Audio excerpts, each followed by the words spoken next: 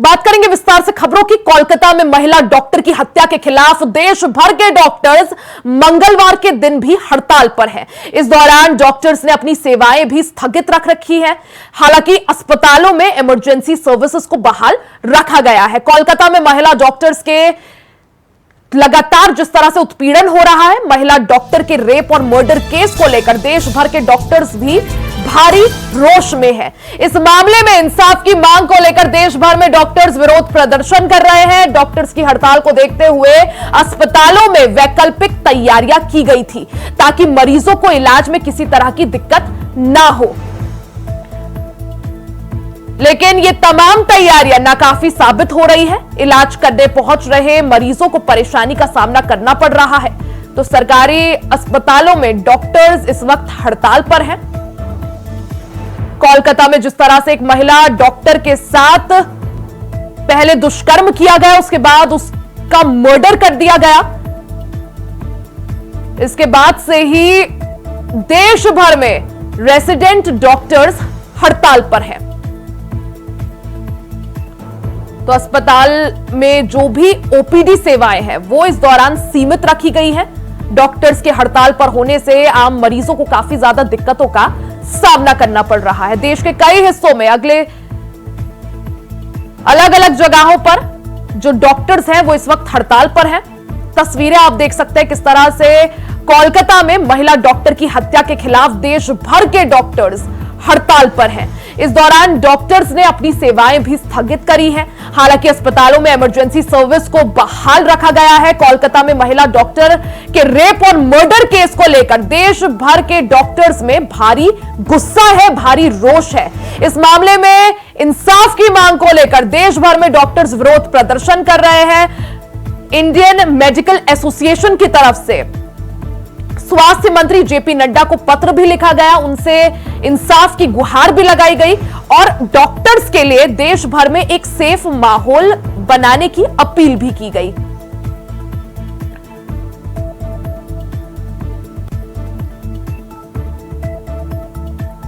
तो कोलकाता में महिला डॉक्टर की हत्या के खिलाफ देश भर में डॉक्टर्स हड़ताल पर हैं।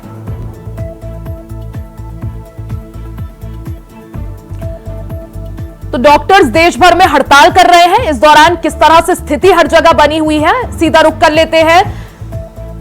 लखनऊ से हमारे साथ मोहम्मद आसिफ जुड़ गए हैं, साथ ही जयपुर से हमारे साथ कुलदीप सैनी जुड़ गए हैं, साथ ही हमारे साथ प्रयागराज से शोएब रिजवी भी मौजूद है। सीधा रुख कर लेते हैं एक बार मोहम्मद आसिफ का। मोहम्मद आसिफ, जिस तरह से देश भर में जो डॉक्टर्स हैं वो इस वक्त हड़ताल पर हैं, अगर लखनऊ की स्थिति की बात करूं, कैसी वहां पर स्थिति? देखिए रिया, जिस तरह से कोलकाता में रेप मर्डर केस का मामला सामने आया है, इसको लेकर देश भर के डॉक्टरों में एक उबाल देखा जा रहा है और आरोपियों के खिलाफ कड़ी से कड़ी कार्रवाई की मांग की जा रही है।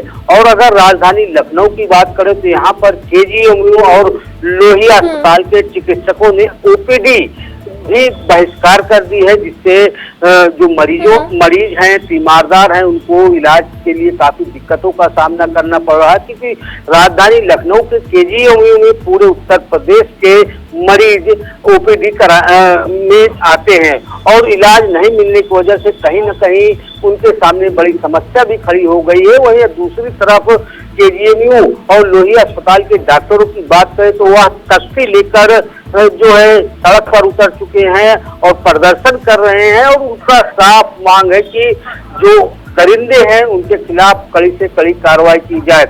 और डॉक्टरों ने यह भी मांग किया है कि जिस तरह से कोलकाता में यह घटना हुई है, इसकी पुनरावृत्ति देश के किसी भी हिस्से में न हो, इसका भी पुख्ता इंतजाम सरकार। यानी कोलकाता रेप और मर्डर केस के बाद लगातार जितने भी डॉक्टर्स हैं, देश भर में डॉक्टर्स जो है इस वक्त प्रदर्शन कर रहे हैं। डॉक्टर्स में भारी गुस्सा और रोष है। कुलदीप का रुख कर लेते हैं। कुलदीप, अगर बात राजस्थान की करें, किस तरह से वहां पर स्थिति, कौन कौन से जयपुर के वो अस्पताल हैं जहां पर इस वक्त डॉक्टर्स का प्रदर्शन चल रहा है? हालांकि इमरजेंसी सर्विसेज तो बहाल है, लेकिन ओपीडी इस वक्त बंद की गई है। देखिए, कोलकाता में हुए जो रेप और मर्डर मामले को लेकर जयपुर के अंदर कल से ही डॉक्टर्स में रोष व्याप्त था और हम देखे कि कल से ही जो डॉक्टर्स का ओपीडी वार्ड था वो तमाम तरीके से बंद कर दिया गया। और राजस्थान के सबसे बड़े हॉस्पिटल जयपुर के एसएमएस सवाई मानसिंह अस्पताल में तमाम सेवाएं बंद कर दी गई। रेजिडेंट डॉक्टर सब हड़ताल पर चले गए हैं। कल भी रोड पर आकर फ्लैग मार्च किया और मोमबत्तियां हाथ में लेकर आरोपियों को कड़ी से कड़ी सजा देने की मांग की गई। और डॉक्टर्स के खिलाफ जिस तरीके से आए दिन हिंसा बढ़ रही है, उस हिंसा के विरोध में ये लोग प्रदर्शन कर रहे थे। और हालांकि जयपुर में आज भी जो जोधपुर एम्स है, जयपुर के तमाम बड़े हॉस्पिटल है, प्राइवेट हॉस्पिटल है, अजमेर की हम बात करें तो अजमेर के जेएनएल हॉस्पिटल है, ये तमाम हॉस्पिटल पर रेजिडेंट डॉक्टर हड़ताल पर है। और सिर्फ इमरजेंसी सेवाओं के दौरान ही लोगों को मेडिकल सेवाएं दी जा रही है। लेकिन जहां हम बात कर रहे हैं ओपीडी सेवाओं की, तो आज लंबी कतारें अस्पतालों में देखने को मिली और जिसके चलते हम देख रहे हैं कि लगातार अब डॉक्टर से मांग कर रहे हैं कि उनके खिलाफ जिस तरीके से आए दिन हिंसा बढ़ रही है, उनके खिलाफ सरकार कोई कानून पेश करे। और राजस्थान सरकार की भी लगातार यानी डॉक्टर्स के लिए एक सेफ एनवायरनमेंट बनाया जा सके, लगातार डॉक्टर जो है इसी चीज की मांग कर रहे हैं। शोएब, अगर बात प्रयागराज की करें तो कैसी वहां पर स्थिति, कौन कौन से ऐसे अस्पताल हैं जहां इस वक्त डॉक्टर्स जो है हड़ताल पर हैं? है जो एक कह सकते हैं जिसे स्वरूप रानी अस्पताल भी कहते हैं, मेडिकल कॉलेज के अधीन ये चलता है। वहां पर कल से इसको लेकर के उबाल है, स्ट्राइक शुरू हुई है। हालांकि जो इमरजेंसी सेवा है उसको बहाल रखने की बात कही जा रही है, लेकिन इतना जरूर है कि जिस तरह से एसआरएस अस्पताल चूंकि आसपास के कई जिलों को कवर करता है, वहाँ के जो मरीज हैं उस अस्पताल में इलाज के सिलसिले में आते हैं। लेकिन ऐसी स्थिति में जब वहाँ पर स्ट्राइक का माहौल हो तो निश्चित तौर पर उन्हें परेशानी भी हो रही है। लेकिन जो जूनियर डॉक्टर या डॉक्टर्स हैं उनका कहना ये है कि जिस तरह से ये घटना हुई है, ऐसे में इस पूरे मामले की न सिर्फ सीबीआई से जांच कराई जाए, बल्कि जो एक तरह से सुरक्षा कानून है डॉक्टरों को लेकर के, उस पर जल्द से जल्द अमल किया जाए, उस कानून को ले आया जाए। और इसी मांग को लेकर के वो स्ट्राइक पे चले गए। आज भी स्ट्राइक का असर देखने को मिल रहा है।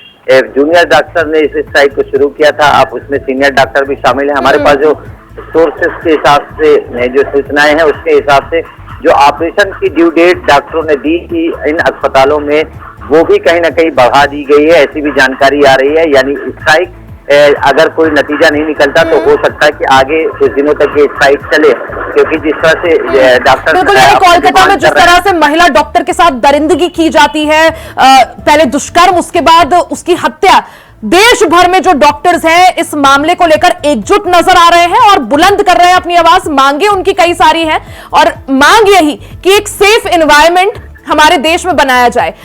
वहीं मोहम्मद आसिफ, अगर बात करें जिस तरह से रेसिडेंट डॉक्टर जो हैं वो इस दौरान हड़ताल पर हैं, ओपीडी सेवाएं फिलहाल के लिए बंद कर दी गई हैं, तो क्या माना जाए, लोग जो मरीज आ रहे हैं उनको किस तरह की परेशानी यहां पर, और वैकल्पिक क्या कुछ व्यवस्था यहां पर अस्पतालों की तरफ से?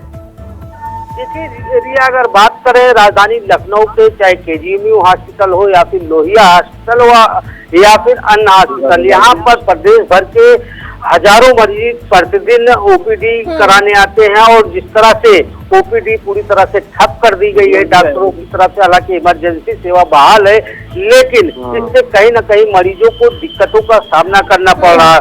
और नाराज डॉक्टरों को मनाने के लिए स्वास्थ्य मंत्री ने भी अपील किया, लेकिन स्वास्थ्य मंत्री की अपील कहीं न कहीं बेकार गई, क्योंकि डॉक्टरों का कहना है कि जब तक तो उनकी मांगे नहीं पूरी हो जाती, अनिश्चितकालीन हड़ताल पर वह बैठे रहेंगे। और जब तक जो दरिंदे हैं उन पर कठोर कार्रवाई नहीं होती और साथ ही साथ डॉक्टरों की सुरक्षा को लेकर ठोस कदम जब तक नहीं उठाया जाता, तब तक उनकी यह प्रदर्शन और मांगे चलती रहेगी। और डॉक्टरों की हड़ताल का खामियाजा कहीं न कहीं मरीज भी उठा रहे हैं और इससे कहीं न कहीं बिल्कुल, यानी इस हड़ताल से सबसे ज्यादा परेशानी मरीजों को यहाँ पर देखने को मिल रही है, मरीजों को काफी ज्यादा परेशानी हो रही है।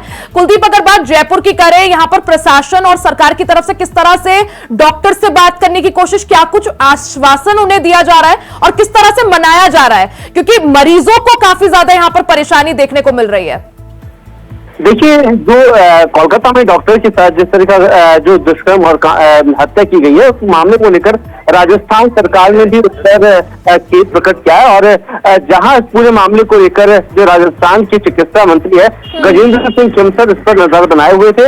और लगातार कल भी एक दौर से वार्ता डॉक्टर्स के साथ हुई। एक जो कमेटी बनाई गई थी डॉक्टर से बात करने के लिए, वो कमेटी उनसे मुलाकात करने पहुंची थी। हालांकि ऐसा कोई रोष राजस्थान में सरकार के खिलाफ नहीं है, बस ये मांग है कि जो देश भर के जो डॉक्टर्स है, क्योंकि डॉक्टर्स एक यूनिट है और वो किसी भी देश के क्षेत्र में रहे, किसी राज्य में रहे, जिले में रहे, उनका काम सिर्फ एक है और वो जनमानस की सेवा के तौर पर वो एक अधिकार मांग रहे हैं कि डॉक्टर्स पर जो हिंसा हो रही है, लगातार इस तरीके की घटनाएं हो रही है, उस पर रोकथाम के लिए या तो स्टेट या केंद्र सरकार इस पर दबाव बना के एक ऐसा कानून पेश करे ताकि आगे भविष्य में ऐसी कोई घटना ना हो जिससे किसी डॉक्टर और को। इससे पहले भी कुलदीप, डॉक्टर्स अपनी सुरक्षा को देखते हुए, क्योंकि कई बार ऐसे मामले सामने आते हैं जहां इलाज के दौरान जब किसी मरीज की मौत हो जाती है तो जो परिजन है, जो तीमारदार है, वो काफी डॉक्टर्स के साथ हंगामा कर देते हैं, कभी कभार मारपीट भी होती है। तो डॉक्टर्स इससे पहले इस चीज की भी मांग कर रहे थे कि उनकी सेफ्टी को लेकर कुछ ना कुछ कानून लाया जाए।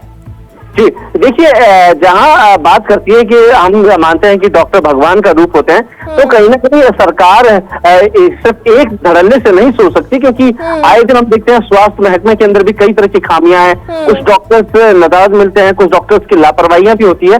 इन चीजों को लेकर एक बैलेंस कानून बनाया जाए ताकि जनता और जो डॉक्टर है उनके बीच में सामंजस्य बन सके, एक जो सेतु बनाने का काम सरकार कर सके, उसी को लेकर लगातार मांग की जा रही है। हालांकि इसे लेकर प्रदर्शन है और आज शाम तक का ये प्रदर्शन किया, उसके बाद से वापस जो सुचारू सेवाएं हैं वो बहाल हो जाएगी। और इसी को चलते ये एक संदेश देने के लिए मार्च किया जा रहा है, उसी के तहत हड़ताल की जा रही है राजस्थान में, ताकि एक संदेश हर कोने से पहुंच सके कि रेजिडेंट डॉक्टर के साथ जो हुआ है उसके साथ पूरा देश एक साथ खड़ा है।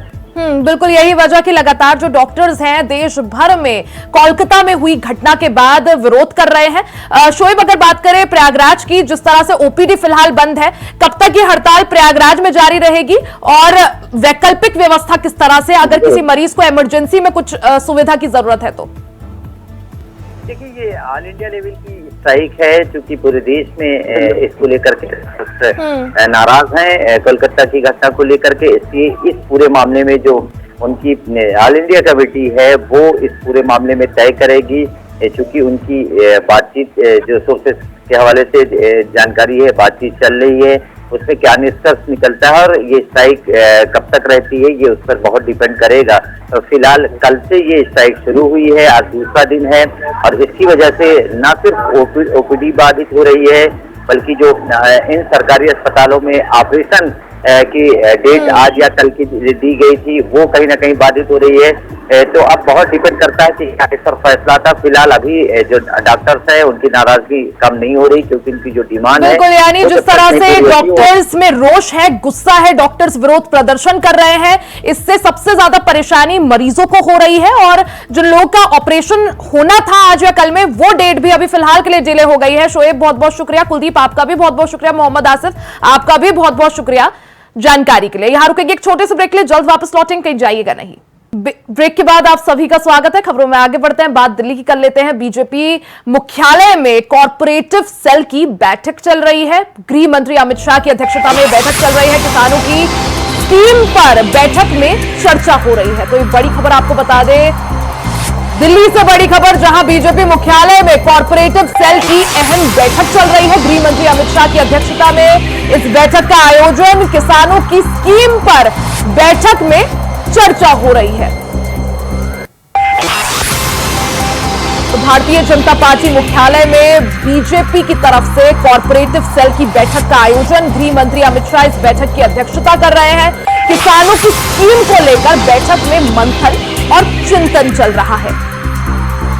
गृह मंत्री अमित शाह इस बैठक की अध्यक्षता कर रहे हैं। इस बैठक में कई अधिकारियों की मौजूदगी, कॉर्पोरेटिव सेल की बैठक, इस बैठक में किसानों की स्कीम पर चर्चा की जा रही है।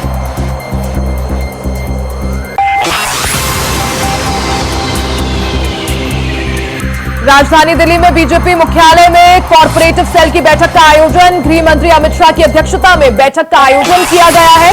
किसानों की स्कीम पर बैठक में चर्चा चल रही है। ज्यादा जानकारी के लिए सीधा रुख कर लेते हैं संवाददाता अजय चौहान का। अजय, जिस तरह से बीजेपी मुख्यालय में बड़ी बैठक चल रही है, कॉर्पोरेटिव सेल की बैठक को लेकर क्या कुछ जानकारी आपके पास?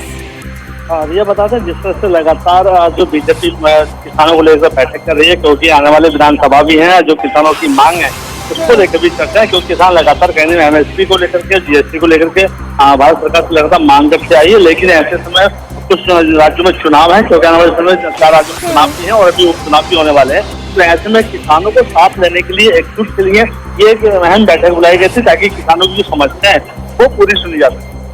अजय, इससे पहले भी हमने देखा था किस तरह से एमएसपी को लेकर किसानों में गुस्सा था, लगातार एमएसपी की गारंटी कानून लाने की किसान मांग कर रहे थे। और अब जिस तरह से हरियाणा में चुनाव है साल के अंत में, क्या माना जाए ये बैठक चिंतन मंथन रणनीति का हिस्सा? देखिए, जिस तरह से बीजेपी के सामने कई मुद्दे सामने आते हैं, जब भी लोकसभा चुनाव हुए थे जिसमें बीजेपी को कई जगह काफी कुछ नुकसान उठाना पड़ा था, क्योंकि कहने की समस्या है, लेकिन इसके बावजूद भी बीजेपी ने अच्छी बढ़त की थी। लेकिन अब जो चुनाव होने वाले विधानसभा के, उसको लेकर के पूरी तैयारियों में है, क्योंकि लगातार कहने बीजेपी इसका कोई मौका नहीं छोड़ा। जो समस्या है तो लगातार कहीं ना कहीं प्रधानमंत्री मोदी किसानों को लेकर बात चलती है, लेकिन किसानों का जो आंदोलन होता है, जो विपक्ष लगातार महंगाई को लेकर के सवाल खड़ा करता है, किसानों की आय को लेकर सवाल करता है, क्योंकि प्रधानमंत्री मोदी ने पहले ही कहा था हम दोगुनी आय किसानों करेंगे। तो समस्या है जो उनकी फंडिंग जाती है, जो कमाई की कितनी जाती है, लगातार जाती है। बिल्कुल, यानी किसानों को साधने के लिहाज से बैठक जो है काफी ज्यादा महत्वपूर्ण। अजय, बहुत बहुत शुक्रिया जानकारी के लिए। तो बीजेपी मुख्यालय में कॉर्पोरेटिव सेल की बैठक चल रही है, जिसमें गृह मंत्री अमित शाह भी मौजूद है। इसी के साथ इस बुलेटिन में फिलहाल के लिए सिर्फ इतना ही। खबरों का सिलसिला जारी रहेगा, बने रहे हमारे साथ।